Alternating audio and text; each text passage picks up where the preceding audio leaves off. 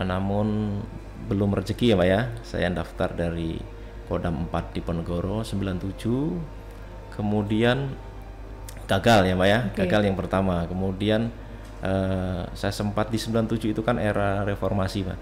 Saat gagal itu karena saya tidak kuliah juga, karena memang orang tua waktu itu juga saya lulus SMA sudah pensiun. Jadi ya ada mau tidak mau kita harus mencari apa namanya, harus ke depan itu harus mandiri gitu Pak ya. Jadi saya sempat ke Jakarta cari peluang pekerjaan gitu, tapi sempat ada kan reformasi itu, jadi saya kembali nggak dapat ya. 97 saya pulang ke Purwodadi, 98 saya nyoba lagi Mbak. Nyoba lagi, gagal lagi. Jadi coba gagal lagi gitu ya. Tapi tetap nggak patah semangat buat mencoba lagi ya Pak? Enggak, karena kan memang waktu itu memang saya dari sisi administrasi, kemudian jasmani semua kita sudah siap gitu kan. Dari sisi nilai waktu itu kan masih zamannya Danem ya, Eptanas itu masih kita juga di atas yang ditentukan. Jadi saya pikir kita harus tinggal waktu yang berbicara, dan memang ini adalah apa namanya, suatu anugerah atau berkah dari Tuhan Allah Subhanahu wa taala yang berkehendak gitu Pak. Gitu. Jadi 98 saya nyoba lagi di Kodam 4, gagal lagi. Jadi setelah itu saya mencoba peruntungan di Kalimantan ini Pak, ceritanya di Kodam 6 dulu itu namanya Tanjung Pura, sekarang Mula Warman. Saya 98 ke sana, kemudian sempat di sana sempat bekerja sambil menunggu waktu bekerja, pernah menjadi ini Mbak apa namanya, kurir dari kerja di angkat keramik itu Mbak. Jadi angkat keramik, kemudian memberikan ya inilah menyambung hidup gitu ya. Dapat gaji 200.000 waktu itu sebelum masuk Taruna. Jadi selanjutnya 99 karena tugas saya menjadi kurir kan, saya mendapat motor tuh. Jadi pakai motor saya ke Kodim masukkan berkas gitu kan. Nah, alhamdulillah yang disampaikan orang, wah nanti kalau masuk tentara bayar. Saya sama sekali tidak pakai uang sama sekali. Di situ saya merasakan memang tidak pakai, dan tidak ada yang dekati saya, kamu harus bayar sekian juta, tidak ada. 99 itu tidak ada, yang penting kamu tes. Saya tes ikuti dari mulai kesehatan, kemudian psikologi, jasmani, semua saya ikuti. 99 itu saya dipanggil di sini nih di pusat gitu. Jadi memang itulah atas anugerah dari Allah Subhanahu wa taala. 99 saya menjadi calon prajurit Taruna. Demikian Pak. Nah tadi Pak Bambang sempat menyebut Taruna Angkatan Reformasi. Melihat dan mendengar sejarah tahun 98 itu kan tahun-tahun kelamnya Indonesia nih Pak ya. Masih ingat nggak Pak, dulu seleksi Akmil zaman reformasi dengan seleksi masa kini itu lebih susah dulu apa sekarang Pak? Baik Mbak, jadi ini kan kita berbicaranya kalau saya waktu itu sudah mengalami wirefing atau pendaftaran itu kan 97, 98, 99. Jadi saya tahu betul kan bagaimana dulu tuh susahnya ya masuk akademi militer ya kan. Dari mulai dulu seingat saya itu kita masih tes itu terpusat ya, 4 angkatan dari darat, laut, udara, kepolisian masih jadi satu. Jadi polisi juga ikut masih bersama. Jadi memang lebih ketat, lebih apa namanya, dari sisi kalau jasmani itu harus memang benar-benar dia bagus.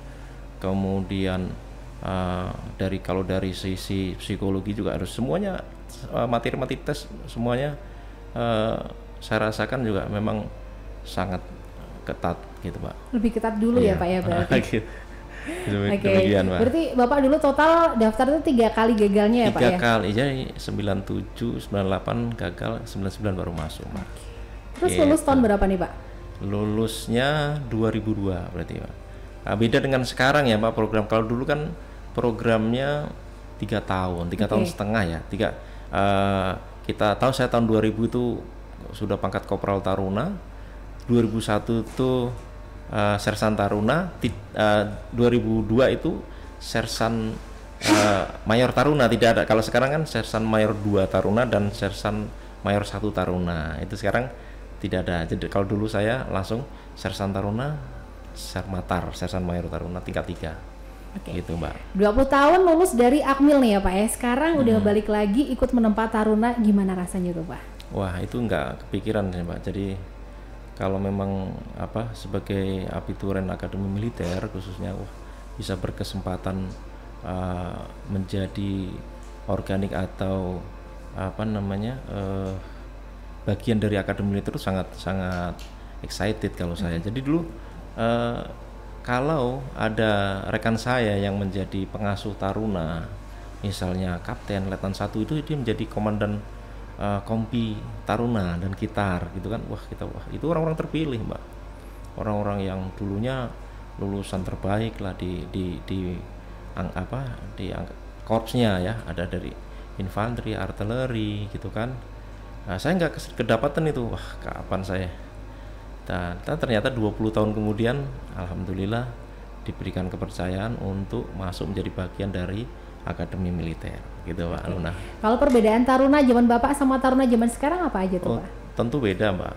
Beda yang pertama zamannya kan sudah berbeda. Kalau dulu dari sisi sarana prasarana dan ini ya, Mbak ya, kita dulu belum mengenal nih HP gitu ya. Belum terlalu mengenal nih perkembangan teknologi gitu kan, internet dan lain-lain. Saya ingat dulu kalau main internet itu di warnet, di Akmil itu ada di dekat Batalon, sekarang Batalon Ureda itu di atas. Nah, itu antri kita. Kalau pas pesiar gitu, Pak? Iya, jadi pesiar kita kalau nggak keluar ya, Pak ya. Kita mainnya di warnet itu di lab komputer yang dibuka untuk warnet. Jadi di atas Batalon Ureda sekarang tuh. Sekarang udah ada kayaknya. Nggak tahu. Jadi sekarang jelas Taruna sekarang itu dari sisi karena perkembangan dari era digitalisasi sekarang, tentu teknologi semakin maju dan sumber daya manusianya juga semakin bagus. Jadi contoh nih dari sisi intelektual mereka lebih bagus, cara pikir mereka, kemudian pengetahuan mereka pasti lebih bagus gitu. Demikian, Mbak. Oke. Seru sekali ya ngobrol kita hari ini, Sobat Tidar. Nah, buat kamu, Luna mau ngingetin lagi, kamu juga bisa gabung bareng sama kita di Halo Akmil dengan live streamingnya Instagramnya Radio Tidar di @radiotidar.fm. Bisa follow dulu yang belum follow, dan kita masih bakal di Halo Akmil sampai nanti jam 11 siang. Nanti kita bakal balik lagi. So Akmil. 101,3 FM Radio Tidar, radionya generasi terpelajar, 2020 to make your dream come true. Balik lagi, masih di Halo Akmil sampai nanti jam 11 siang, dan Luna masih ini bersama dengan Kepala Perhubungan Akmil Letkol CHB Bambang Agung Prasetyo SOS MTR Han. Nah, Bapak tadi belum sempat Luna tanya ini ya, pengalaman berdinas di jajaran TNI AD seluruh penjuru tanah air. Nah, 20 tahun mengabdi kemana aja nih, Pak? Baik, Mbak Luna. Setelah selesai dari Akademi Militer 2002, saya melanjutkan sekolah dasar kecabangan Korps Perhubungan di Pusat Pendidikan Perhubungan di Cimahi 2003. Kurang lebih 6 bulan saya melaksanakan pendidikan dasar kecabangan. Setelah itu saya ya seperti remaja yang lain diumumkan penempatan, Mbak. Penempatan dinas pertama nih. Jadi waktu itu saya masih ingat sekali, selesai kita penutupan, kita berdiri gitu kan. Nah, waktu itu sebenarnya ada cerita, sebenarnya saya sudah disampaikan, wah kamu nanti masuk Kostrad katanya. Waduh, kita lihat waktu itu kan Kostrad, pasukan elit ya di bawah Kopassus. Nah, waktu itu kan perwira remaja yang dari Korps Perhubungan itu, seangkatan saya cuma sedikit, Mbak. Ada 10 orang. Setelah pendidikan dasar kecabangan itu pindah 2 orang ke Korps Penerbang, jadi tinggal 8. Kami siap-siap 8 orang itu diumumkan, kemudian dipanggil satu-satu. saya dapat di Kodam 1 Bukit Barisan gitu. Kodam 1 di Barisan tuh di mana? Kita belum pernah ke sana kan gitu. Karena memang setelah saya ceritakan tadi saya daftar dari Kalimantan Timur, yaitu luar Jawa yang pertama kali saya datangi ya di Balikpapan, Kalimantan Timur, pendidikan di Magelang. Nah ini dapat penempatan pertama di Kodam 1 Bukit Barisan itu. Nah saya bersama temen ya, ada satu angkatan saya berdua yang sekarang teman saya ini juga sudah menduduki jabatan komandan detasemen juga di perhubungan ya. Ada, kemudian kami berdua berangkat ke sana ke Kodam 1. Nah, di situ pengalaman tugas mulai dimulai. Saya menjabat pertama itu komandan peleton yang mengurusi perhubungan atau komunikasi ya di Batalion Infanteri. Kemudian saya pertama itu di Batalion Infanteri 125 Simbisa. Simbisa itu di daerah Tanah Karo, yang ada gunung meletus itu ya. Jadi itu Gunung Sinabung ya, dekat Gunung Sinabung. Kemudian kurang lebih masa Letnan 2, Letnan 1 saya itu di batalion ya, penugasan ke Aceh. Saya tsunami di sana. Di waktu kejadian itu saya di posko di Lok Sumawe ya. Alhamdulillah berkat Allah SWT kita diberikan perlindungan. Kemudian selesai melaksanakan tugas dari mulai darurat militer, kemudian lanjut ke tertib darurat sipil, lanjut ke tertib sipil yang saya adalah pasukan terakhir yang dikembalikan atau keluar dari Aceh atas perjanjian Helsinki saya waktu itu. Jadi kami lah pasukan yang terakhir, pasukan dari yang karena ada perjanjian Helsinki itu saya kembali ke Kodam 1. Kemudian kurang lebih 2007, berarti tadi 2004 sampai dengan 2007 saya di batalion. Kemudian 2007 saya mendapat surat perintah pindah ke Satuan Perhubungan di Kodam, di Hubdam 1 Bukit Barisan. Kurang lebih praktis di situ 2007 sampai 2013. Jadi total di Kodam 1 itu hampir 10 tahun. Menduduki jabatan tetap jabatan di bidang saya ya, karena saya program perhubungan dari mulai kepala urusan komunikasi, kemudian komandan satuan di lapangan di bidang komunikasi juga di Kodam 1 Bukit Barisan. Itu setelah 10 tahun saya lanjut ya Mbak Luna. Oke, Pak. Jadi setelah 10 tahun di Kodam 1 Bukit Barisan, termasuk saya berkeluarga juga dari Medan ya. Saya, istri saya, anak saya kelahiran Medan 2 orang. Kemudian setelah itu saya di alih golongan ya, sekolah, diberikan kesempatan alih golongan sekolah di Kelapa II kalau waktu penyebutannya. Dulu ada namanya Selapa tapi sekarang di Kelapa II 2013. Kemudian mendapat jabatan selanjutnya di Pusat Perhubungan, kalau dulu Direktorat Perhubungan Angkatan Darat di Jakarta. Jadi habis dari Medan pindah ke Jakarta, ibu kota itu di pusat induknya Korps Perhubungan waktu itu ya.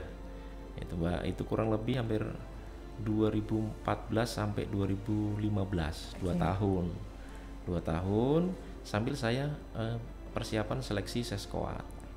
Jadi Sesquad itu tahun 2016 saya, tapi seleksinya 2015, 1 tahun sebelumnya. Nah, kemudian alhamdulillah disyukur dari Allah SWT, seleksi 2015 saya masuk ke Sesquad, Sekolah Staf dan Komando Angkatan Darat, angkatan Dikrek 54 Sesquad. Nah, itu pendidikan jadi habis dari Jakarta pindah ke Bandung 1 tahun tuh. Pendidikannya masih lama, dari buka Januari selesai November Mbak, gitu, 11 bulan. 11 bulan. Kemudian selesai itulah mulai kita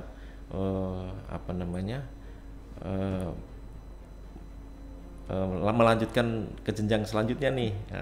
Dari itu kan mayor tuh Mbak, mayor mau dapat letkol-nya ini kita dapat skep lagi, dapat surat perintah lagi, yang dulu ceritanya saya mau masuk Kostrad, akhirnya kesampaian juga nih setelah saya squad. Setelah saya squad yang cerita, wah dulu nggak jadi masuk Kostrad, sekarang setelah dapat dibacakan menjadi komandan detasemen perhubungan divisi infanteri 2 Kostrad. Di mana lagi itu? Ternyata di daerah Singosari, Malang, gitu. Di Malang, Mbak. Nah, itu yang banyak pengalamannya di situ, Mbak, kita. Di sana berapa lama nih, Pak? Kurang lebih dari 2016 sampai 2019. Ya 3 tahun ya, Mbak. Ya, 3 tahun. Disitulah banyak saya pengalaman tugas ya, latihan, karena itu merupakan satuan satuan tempur ya. Jadi di situ kita ada latihan, ikut pasukan pemukul reaksi cepat, kemudian latihan antar kecabangan. Jadi itu kita terlibat terus. Saya ingat 2017 itu latihan di Batu Raja sudah mulai pertama saya ikut. 2018 itu PPRC atau pasukan pemukul reaksi cepat. Itu satu-satunya latihan yang waktu itu digelar oleh PPRC yang latihannya di 3 titik trouble spot atau 3 titik permasalahan yang akan diselesaikan. Jadi ada di daerah Papua, Kepulauan Selayar, dan di daerah satu lagi lupa saya. Ada 3 tempat, dan seluruhnya itu saya terlibat dukungan perhubungan atau komunikasinya di situ. Itu 2018, 2019 juga lanjut ikut ke Batu Raja juga. Jadi memang banyak pengalamannya di Kostrad tersebut, Mbak. Gitu. 2018 saya mengikuti seleksi komandan batalion.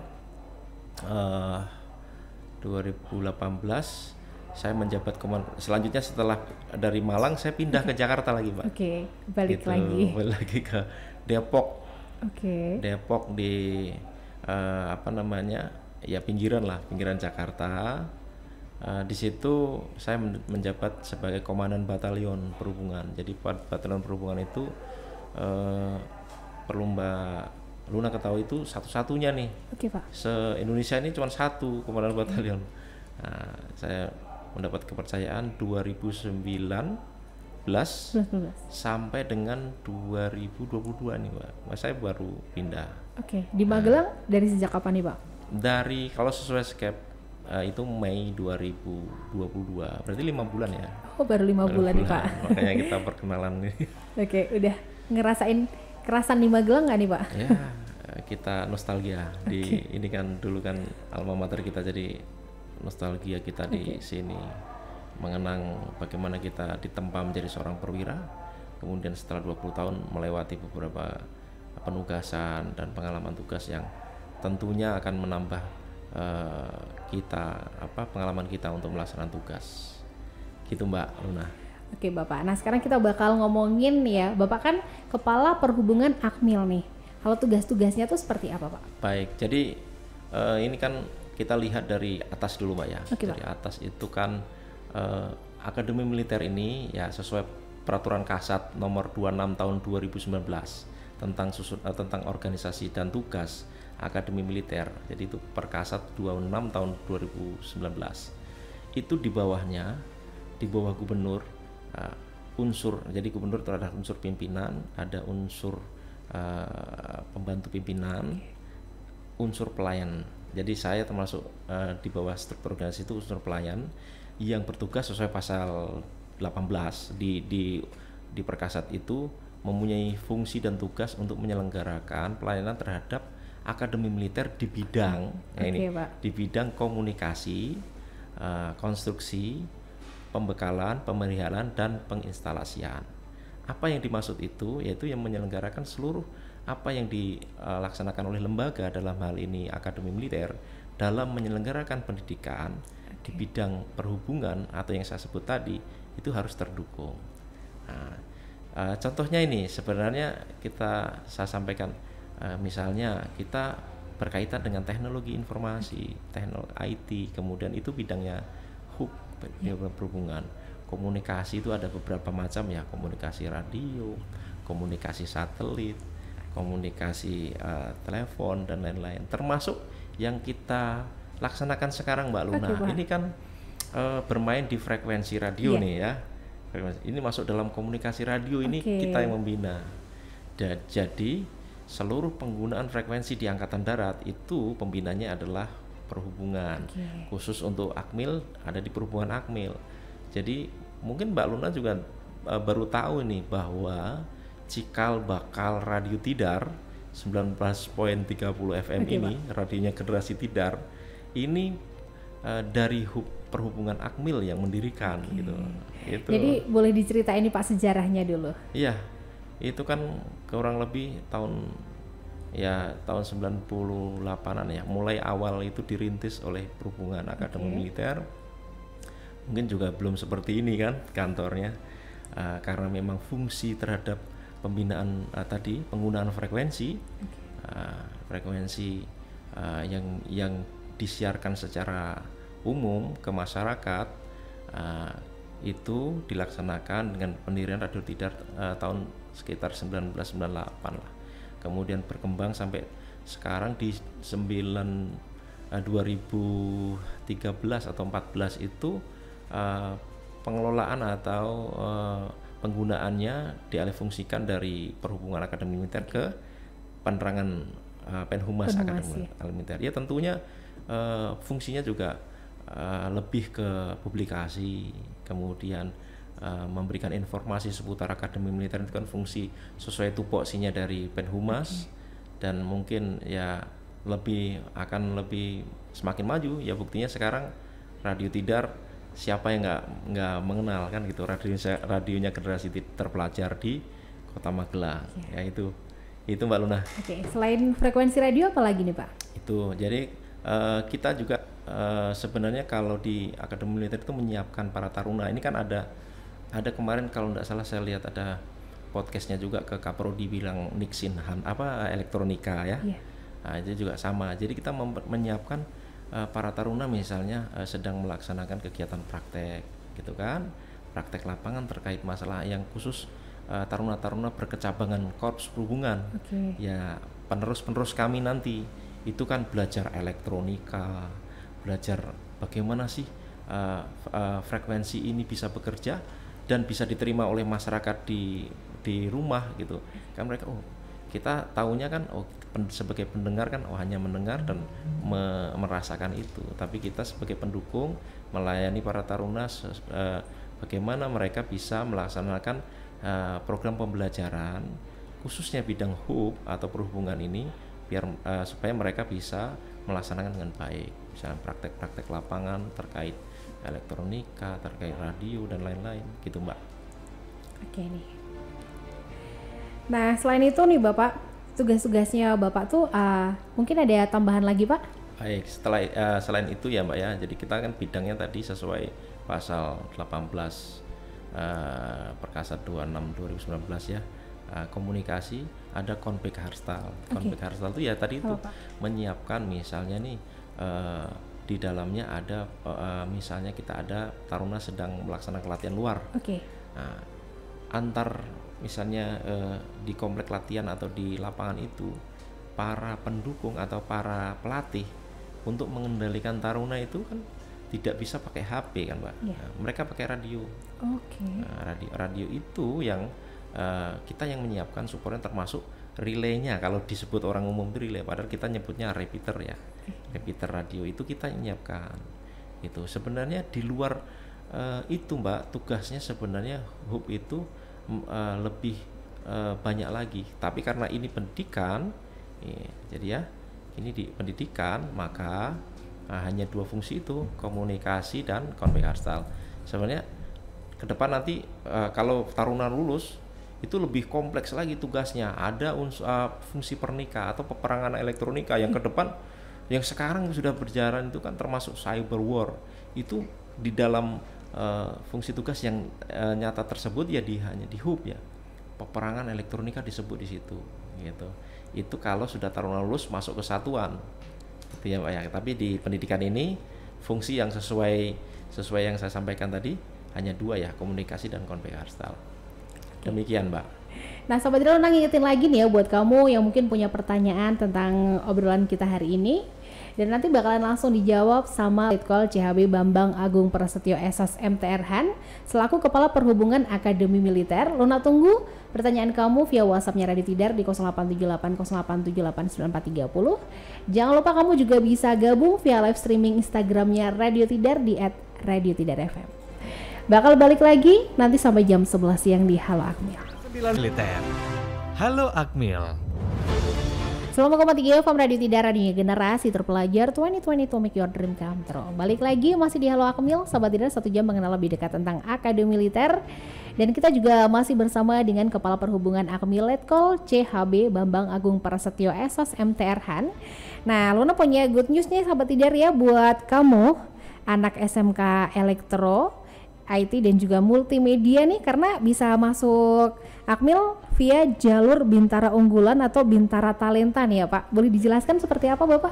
Baik Mbak Luna, jadi ini kan pengabdian menjadi Tentara Nasional Indonesia itu tidak hanya melalui jalur perwira yaitu Taruna Akademi Militer, kalau dari sarjana itu Sapa PK ya. Oke. Di level Bintara ada membuka peluang sekolah Bintara namun dari sumber unggulan atau talenta.